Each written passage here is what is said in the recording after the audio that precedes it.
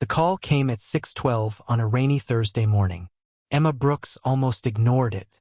She had just finished her night shift at a small nursing home outside Savannah and was standing in her tiny kitchen waiting for coffee to finish brewing.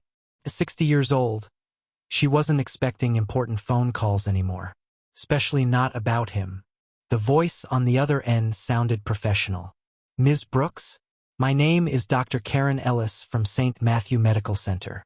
I'm calling regarding Mr. Nathan Sterling." Emma froze. She hadn't heard that name spoken aloud in 7 years. Nathan Sterling, the billionaire, the man whose mansion she had cleaned for nearly a decade, the man she had quietly admired from a distance, the man she had never expected to see again. "What happened?" she asked. There was a pause. "He was involved in a serious car accident 3 weeks ago." Emma gripped the counter. "Is he alive?" "Yes, but he suffered a traumatic brain injury. He has no memory of his previous life." Emma closed her eyes. The coffee machine beeped. Neither of them spoke.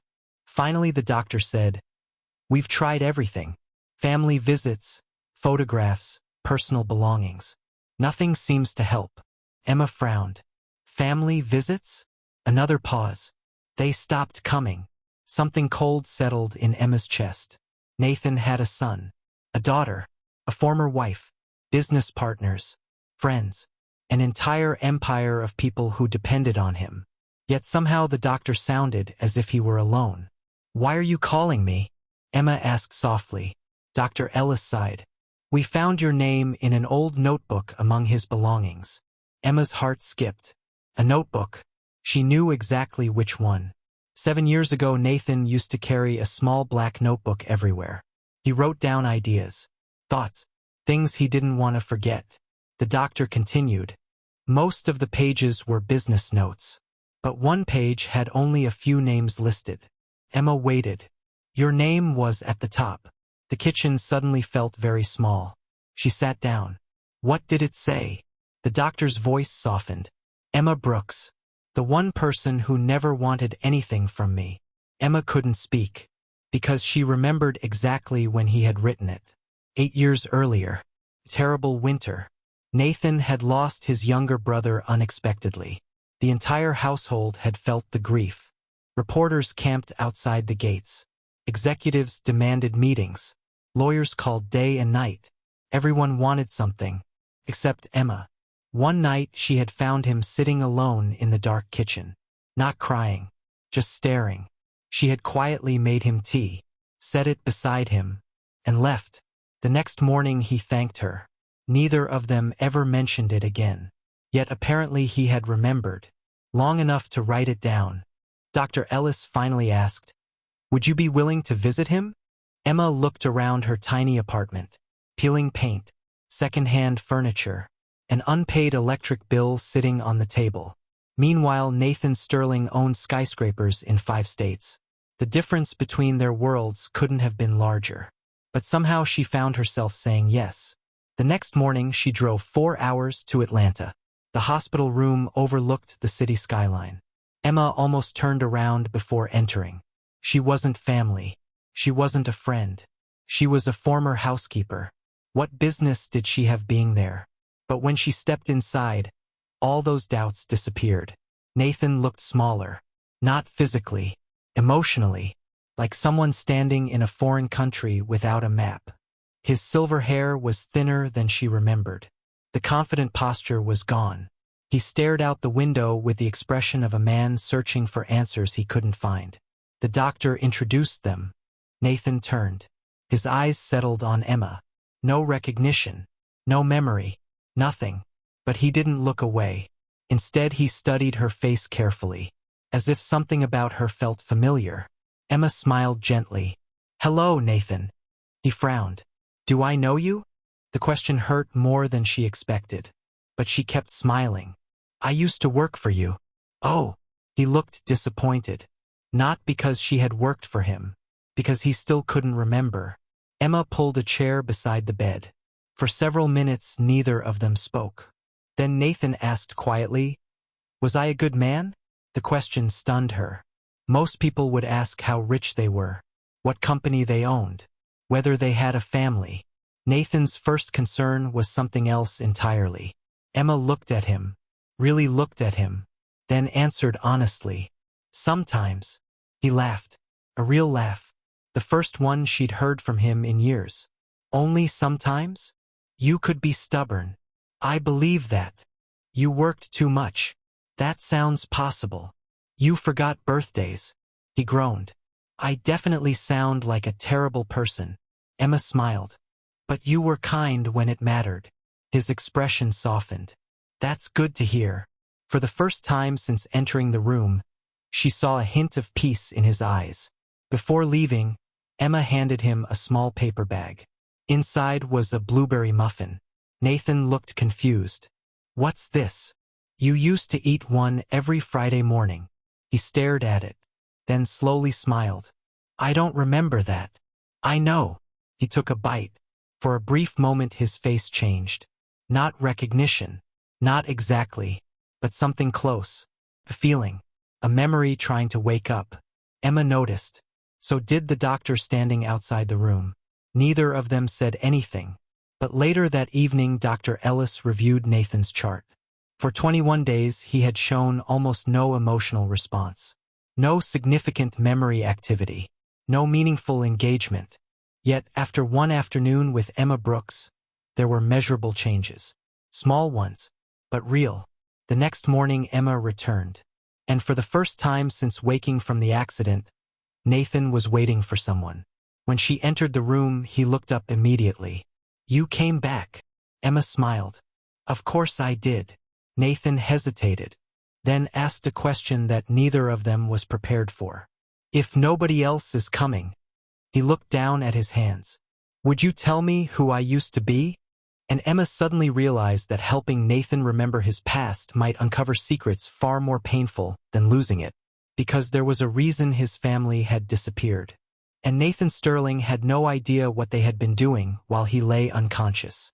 The following week settled into a routine neither of them expected. Every morning, Emma arrived shortly after 8. Every morning, Nathan looked toward the door before she entered. And every morning, something new surfaced from the wreckage of his forgotten life. Not memories, not yet, pieces, small fragments floating beneath the surface. Emma never forced anything. She didn't bring business reports. She didn't show him photographs of skyscrapers. She didn't talk about billions of dollars. Instead, she told stories, the human ones, the stories nobody writes in company histories. You hated expensive watches, she said one morning while peeling an orange. Nathan looked at the luxury watch currently resting on his wrist. It looks expensive. It cost more than my first car. Then why did I hate them? You said time was free and people were foolish for decorating it. Nathan laughed. That sounds ridiculous. It sounded ridiculous when you said it too. Another day she told him about the old groundskeeper named Walter, a man who worked on Nathan's estate for 20 years. Nathan remembered nothing, yet somehow he smiled at every story, as if his heart recognized people his mind couldn't find. Dr. Ellis noticed it too. The brain scans showed increased activity whenever Emma spoke, especially when she described ordinary moments. The smell of coffee, the sound of rain on the mansion roof, Saturday mornings spent reading newspapers, things that should have been insignificant. Yet those details reached places that photographs couldn't. Meanwhile, outside the hospital, another story was unfolding, one that Nathan knew nothing about. His son, Brandon Sterling, sat in a glass conference room on the 42nd floor of Sterling Holdings. The company lawyers surrounded him. So we're agreed? Brandon asked. The lead attorney nodded. The board is prepared to approve temporary executive authority. Brandon smiled. Finally. For years he had lived in his father's shadow. For years every decision required Nathan's approval. Now Nathan couldn't even remember his own name. And Brandon intended to make sure that never changed. Across town, Nathan's daughter Victoria was having similar conversations. She and Brandon rarely agreed on anything. Except this. Their father's absence created opportunities. And opportunities were not meant to be wasted. Neither sibling visited the hospital. Neither called. Neither asked about his recovery. Yet both monitored every medical report, every test result, every update, not because they cared, because they needed information. The longer Nathan remained vulnerable, the more power they gained. Back at the hospital, Emma remained completely unaware, or so everyone thought. One afternoon, Dr. Ellis invited her into her office. The doctor closed the door, then handed her a file. Emma frowned. "What is this?" "Hospital records." "Why are you showing me?" "Because somebody should know." Emma opened the file. The pages documented every visitor since Nathan's accident. The entries stopped after the first week. No family, no friends, no executives, nobody. Emma stared at the pages. "You mean?" "Yes. For nearly a month?" Dr. Ellis nodded. "You're the only person who comes regularly." Emma looked down. A strange sadness settled over her. Not because Nathan was alone, because she remembered how many people used to surround him. Birthday parties, corporate dinners, holiday events, thousands of people eager to shake his hand. Yet now, when he needed them most, they had vanished. The realization hurt. That evening, Emma stayed longer than usual. The sun was setting beyond the hospital windows. Orange light filled the room. Nathan sat quietly, watching the city. Finally he spoke. "Can I ask you something?" "Of course." He hesitated. "Why do you come here?" Emma wasn't prepared for the question. She searched for an answer. The honest one, not the polite one. "Because somebody should." Nathan studied her face. "That's it." She nodded. "That's it." He looked away. For several moments neither spoke. Then Nathan said softly, "Most people don't do things without wanting something." Emma smiled. "Maybe you've been around the wrong people." Nathan laughed quietly. Then his expression changed. His eyes narrowed. His hand moved suddenly to his temple. Pain flashed across his face. Emma sat forward. "Nathan." He didn't answer. For several seconds he stared at nothing. Then words slipped out. Words neither of them expected.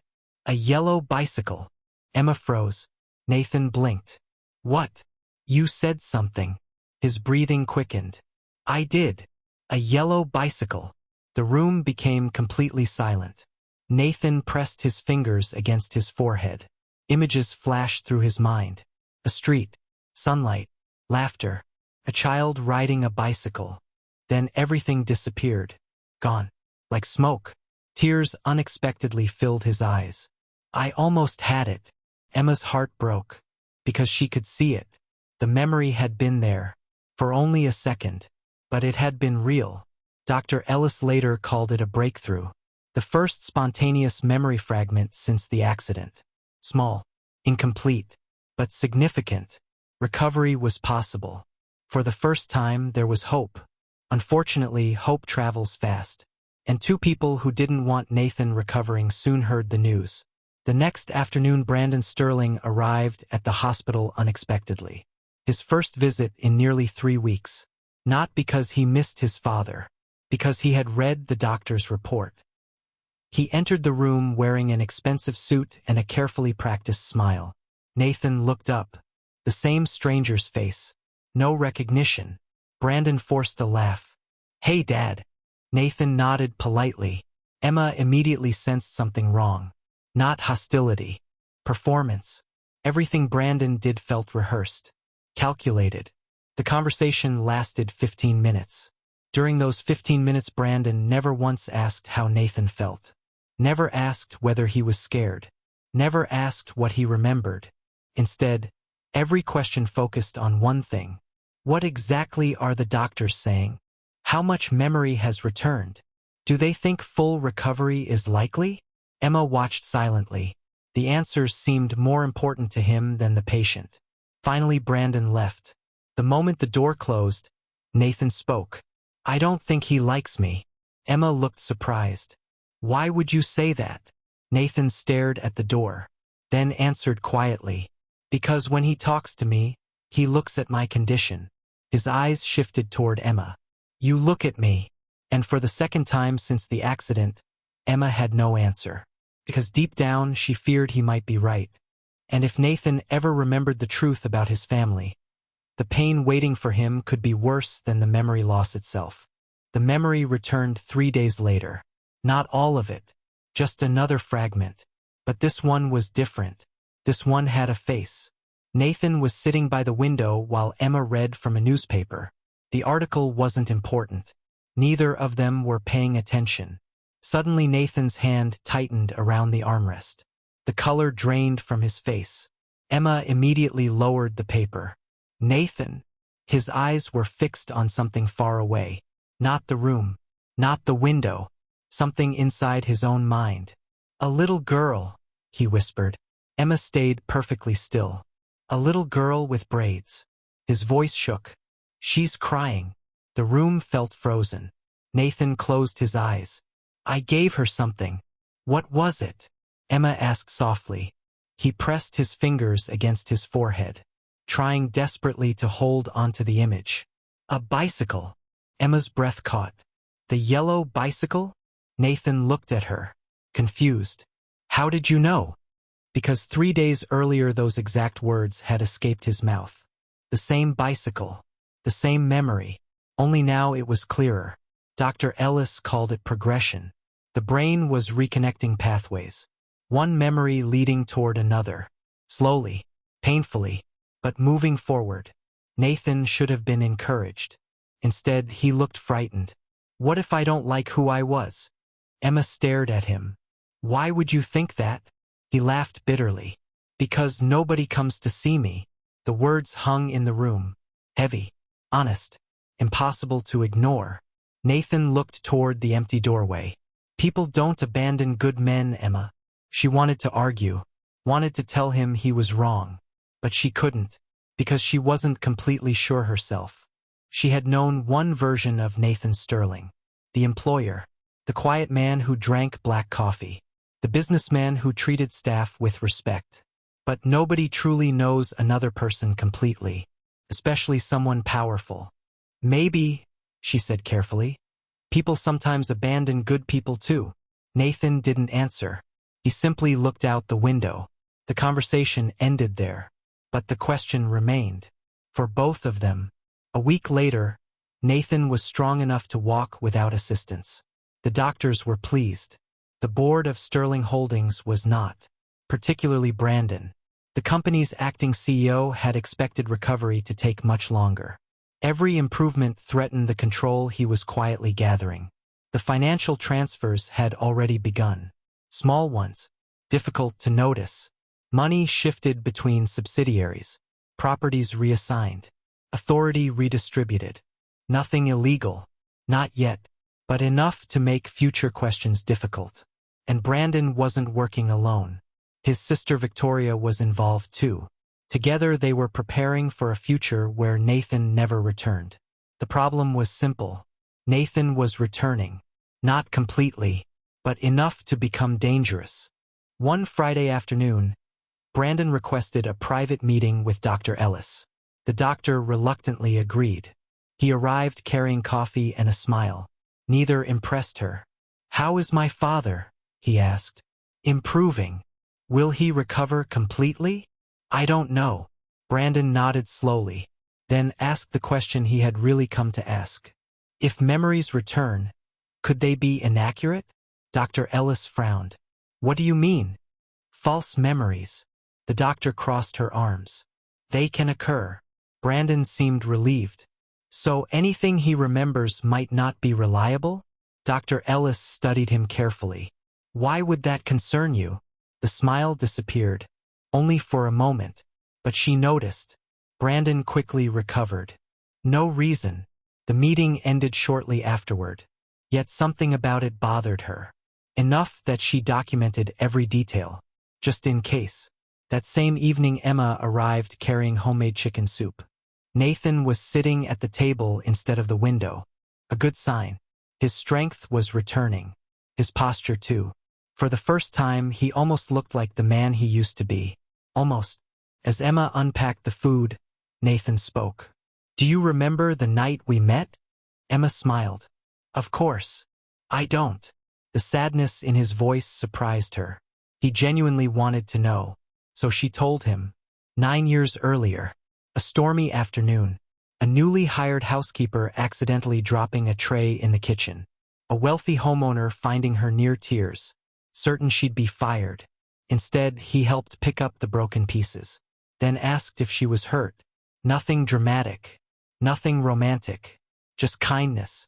Nathan listened carefully, then laughed. That's all. That's all. It doesn't sound memorable. It was to me. His smile faded. Emma rarely spoke about herself. When she did, Nathan listened, because somehow her stories felt important, more important than anything else. Then something unexpected happened. A sound. A voice. Not in the room. In his memory. A woman's voice. Clear. Sharp. Angry. Nathan froze. The spoon slipped from his hand. Clattered against the floor. Emma jumped. Nathan. His breathing accelerated. His eyes widened. I heard someone. What did they say? For several seconds he couldn't answer. Then finally, you're never home anymore. Emma's heart pounded. A real sentence. An actual conversation. His most significant memory yet. Who said it? She asked. Nathan shook his head. I don't know. Another flash appeared. A dining room. A chandelier. A woman standing across a table. Arguing. Crying. Then darkness. Gone again. But not before leaving one final feeling behind. Loneliness. Overwhelming loneliness. Nathan lowered his head. And for the first time since the accident, tears rolled down his face. Not because he remembered. Because he finally understood something. His old life hadn't been perfect. Whatever waited inside those missing memories wasn't just success and wealth. There was pain there too. A lot of it. Emma sat beside him. Neither spoke. The silence lasted several minutes. Then Nathan whispered something that made Emma's chest tighten. If I remember everything. He stared at his hands. Will you still be here? Emma looked at him. At the vulnerable man who couldn't remember being a billionaire. Who couldn't remember his family. Who couldn't remember his own past. Yet somehow trusted her completely. And before she could answer, a hospital administrator appeared at the door carrying a thick envelope. The envelope contained documents that would change everything. Because someone had requested a legal review of Nathan Sterling's mental competency. And the request had been filed by his own children. The envelope sat unopened on the table between them. Nathan stared at it. Emma stared at it. Neither liked what it represented. The hospital administrator cleared his throat. Mr. Sterling, these documents notify you that a petition has been filed requesting a formal competency evaluation. Nathan looked confused. What does that mean? The administrator hesitated. It means someone is asking the court to determine whether you're capable of managing your own affairs. The room fell silent. Emma already knew who had filed it. She didn't need to ask. Nathan looked from the envelope to the administrator. Who requested it? The answer came exactly as she expected. Brandon Sterling and Victoria Sterling. His children. The words seemed to hit Nathan harder than any physical injury. Not because he remembered them. Because he didn't. The only things he knew about them were what he had observed since waking up. Their short visits. Their impatience. Their absence. Now this. After the administrator left, Nathan sat quietly for a long time. Finally he looked at Emma. Are they right? Emma frowned. About what? Maybe I'm not capable. She almost laughed. Not because the situation was funny. Because it was absurd. For 6 weeks she had watched Nathan learn, adapt, reason, and recover. The man might have lost memories, but he hadn't lost himself. Nathan, she said firmly, you read 3 newspapers every morning. He blinked. So, you corrected a nurse's math yesterday. I did. You figured out a scheduling error in physical therapy. Nathan looked surprised. I remember that. You solved it in 2 minutes. Emma leaned forward. You are not incompetent. For the first time that day he smiled. A small one, but real. The evaluation was scheduled for the following week. Meanwhile, Nathan's recovery accelerated. Memories arrived more frequently now. Not complete scenes. Pieces. A fishing trip. The smell of sawdust. The sound of a hammer. A small house with peeling paint. The face of a woman he couldn't identify. Each fragment felt like finding a puzzle piece without knowing what picture it belonged to. One afternoon, Emma brought an old wooden box. Nathan immediately noticed it. "What's that?" "Something I kept." She opened it carefully. Inside were dozens of small items. Nothing valuable. A restaurant receipt. A baseball ticket. A photograph. Nathan looked confused. "Why do you have these?" Emma smiled. "Because they mattered." Years ago, while cleaning the mansion, she had discovered that Nathan threw away important moments. Movie stubs, notes, photographs, little reminders of life. So she quietly saved some of them. Not out of obsession, out of instinct, because she believed memories deserved protection. Nathan picked up an old photograph. A younger version of himself stood beside a small building. His clothes were dusty. His smile was enormous. Behind him was a faded sign. Sterling Construction. Only 3 employees. 1 truck. 1 dream. Nathan stared at the picture. Suddenly something exploded inside his mind. Not pain. Recognition. The photograph slipped from his fingers. His breathing quickened. Emma immediately stood. "Nathan." His eyes filled with tears. "I remember." The words barely escaped. "I remember that day." Emma froze. The room seemed to stop moving. Nathan grabbed the photograph. His hands shook. "I built that office." More images flooded in. Working late nights. Borrowing money. Sleeping in his truck. Missing meals. Working through rainstorms. The memories crashed into him all at once. Not everything, but enough. Enough to feel. Enough to know. Tears rolled down his face. Not sadness. Pride. For the first time since the accident, he remembered something that belonged entirely to him. Something nobody had given him. Something nobody could take away. Dr. Ellis later called it a major breakthrough. Nathan called it something else. Coming home. 3 days later came the competency hearing. A court-appointed psychologist interviewed him for nearly 4 hours. Memory tests, reasoning tests, decision-making exercises, financial scenarios, legal questions, everything. Brandon and Victoria attended. So did their attorneys. Emma sat quietly in the back. She wasn't family. She wasn't officially involved. Yet somehow she felt more invested than anyone else. When the evaluation ended, the psychologist delivered her recommendation. The courtroom became silent. Mr. Nathan Sterling demonstrates intact judgment, reasoning ability, and decision-making capacity. Brandon's face tightened. Victoria looked furious. The psychologist continued. Memory loss alone does not constitute incompetence. A pause. Mr. Sterling remains fully capable of managing his personal and business affairs. The petition was denied. Just like that, Nathan remained in control. For the first time, Brandon looked genuinely afraid. And Nathan noticed that fear stayed with him, because something about it felt familiar. Later that evening, Nathan sat alone in his hospital room. The city lights glowed beyond the window. The competency hearing should have felt like a victory. Instead, he couldn't stop thinking about one thing. Why?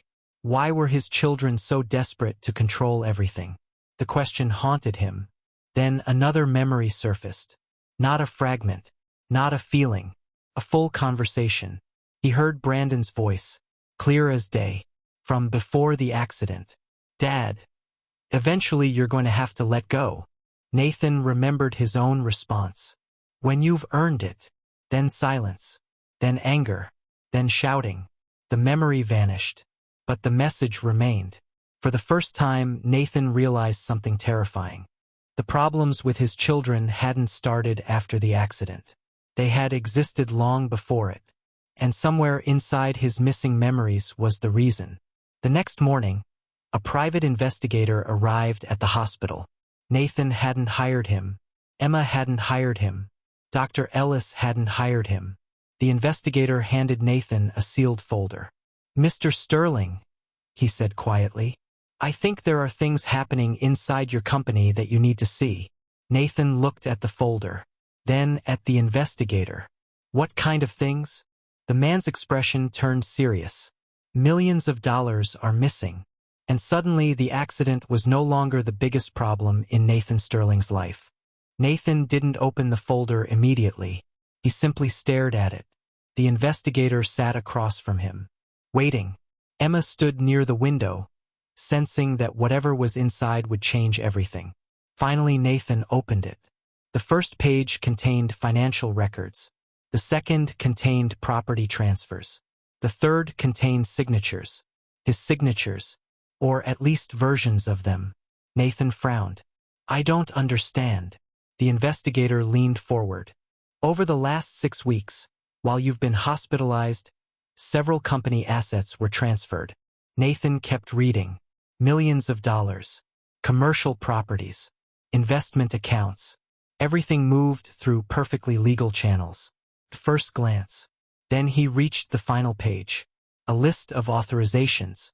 Several had supposedly been approved by Brandon and Victoria acting on behalf of the company. The investigator spoke quietly. Nothing here is technically criminal. Yet, Emma added. The investigator nodded. They were preparing for a future where you never returned. Nathan closed the folder. Oddly, he wasn't angry. Not immediately. What he felt was sadness. Because deep down, he was beginning to remember. Not just events. Patterns. Years of conversations. Years of disappointments. Years of giving people opportunities they never earned. Over the following weeks, more memories returned. Entire days. Entire years. Some beautiful. Some painful. He remembered teaching Brandon how to ride a bicycle. He remembered Victoria falling asleep on his shoulder during long car rides. He remembered family vacations. Birthday parties. Christmas mornings. And then he remembered the changes. The entitlement. The arguments. The constant requests for more money. More authority. More control. He remembered protecting them from consequences. Again and again. And he remembered the moment he realized they had stopped seeing him as a father and started seeing him as an obstacle. That memory hurt the most. 3 months after Emma's first visit, Nathan was discharged from the hospital. Reporters gathered outside. Cameras flashed. Executives arrived. Board members suddenly remembered how much they cared. The parking lot overflowed with people eager to welcome him back. Nathan noticed something. Most of them hadn't visited once. Not once. Yet now they all wanted photographs. Handshakes. Recognition. The irony wasn't lost on him. As he stepped outside, Brandon approached. Dad. Nathan looked at him. For the first time since the accident, there was recognition. Complete recognition. Brandon smiled nervously. I'm glad you're recovering. Nathan studied him, then nodded. Thank you. Nothing more. No anger. No scene. No public humiliation. Just a simple thank you. Sometimes disappointment is quieter than rage. Victoria tried next. She hugged him. Nathan allowed it. But only briefly. The distance between them was impossible to ignore. That evening Nathan returned to his mansion for the first time. The house looked exactly as he remembered. Yet it felt different. Because he was different. Memory loss had stolen months of his life. But it had also shown him something most people never get to see. Who remains when everything else disappears. The following week he called a board meeting. Every executive attended. Every attorney attended. Brandon and Victoria sat at the far end of the table. Confident. Certain they could explain everything. Nathan listened for nearly 2 hours. Excuses. Justifications. Technicalities. When they finished, the room fell silent. Nathan stood. The same quiet man he had always been. The room leaned forward. Just as it always had. He looked at Brandon first. Then Victoria. I spent 40 years building this company. Neither spoke. I spent even longer trying to build a family. The words hit harder than any accusation. Nathan continued. I failed at some of both. The room became perfectly still. Then he made his decision. Brandon and Victoria would remain shareholders. They would remain his children, but they would no longer hold executive authority. Not because he hated them, because trust, once broken, had consequences. For the first time in their lives, they would have to earn something. The meeting ended. No one argued. No one could. Several months later, Nathan made another unexpected decision. He retired. Not completely, but enough. The empire no longer consumed every hour of his life. He hired capable leaders, delegated responsibility, and began focusing on things he had ignored for decades. Friends, community, family, what remained of it. Some relationships healed, others didn't. That was life. Not every wound closes perfectly. One Saturday morning nearly a year after the accident, Nathan sat in a small cafe outside Atlanta. Across from him sat Emma, a woman who still refused to let him pay for every meal. Some habits never changed. The waitress delivered coffee, black, no sugar, in a plain white mug. Nathan smiled. Emma noticed. What? He looked out the window. Sunlight filled the street. People hurried past.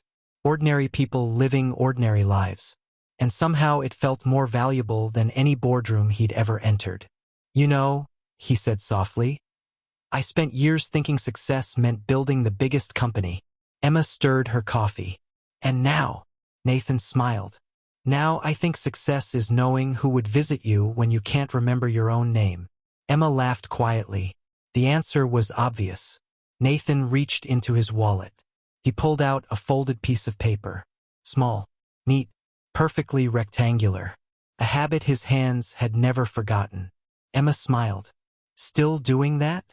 Always. He unfolded the paper. Inside was a single sentence. One he had written after leaving the hospital. A reminder he never intended to lose again. He handed it to her. Emma read it silently. Then tears filled her eyes. The note said, In the worst moment of my life, the richest thing I had was one person who stayed. Outside, the world continued moving. Cars passed. People hurried to work. Life carried on. But inside that small cafe sat two people who understood something most never learn. Money can buy comfort. Power can buy influence. Success can buy attention. But none of those things can buy loyalty. That must be earned. And sometimes the person who saves your life isn't the one who shares your blood. It's the one who remembers your heart when everyone else remembers only your name.